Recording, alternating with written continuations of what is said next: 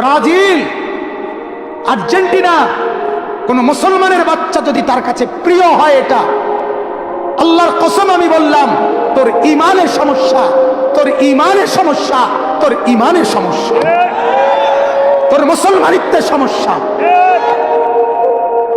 মনে রেখো যুবক, মুসলমানের বাচ্চা যদি হও, একটা ছেলেও যদি বুঝো, ব্যাটকাইও না, ছাগলে ব্যাটকায়, নাফরমান ব্যাটকাইও না, অসভ্যের মতো ব্যাটকাইও না। ব্যাটকানের লেগে বলছি না, হাসার জন্য বলি নাই বেটা। ব্রাজিলের খেলোয়াড় কি তোমার বাপ?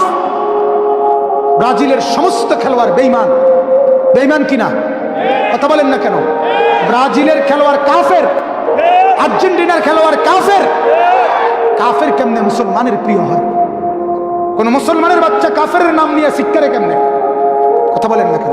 ব্রাজিলের খেলোয়াড় জীবনে কোনোদিন তোমার জন্য ভাবে নাই, আর্জেন্টিনার খেলোয়াড় তোমার জন্য কোনোদিন ভাবে নাই। ওরা বেঈমান। ওরা কি? আর্জেন্টিনার খেলোয়াড়রা কি? ব্রাজিলের খেলোয়াড়রা কি? বেঈমান ইমানদারের বন্ধু হইতে পারে না, বেঈমান ইমানদারের প্রিয় হইতে পারে না।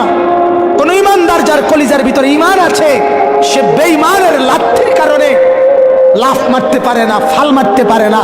তুই মুসলমান বেটা, তুই ইমানদার। হৃদয়ে আর্জেন্টিনা, হৃদয়ে ব্রাজিল, এটা মুসলমানের বাচ্চা বলতে পারে না।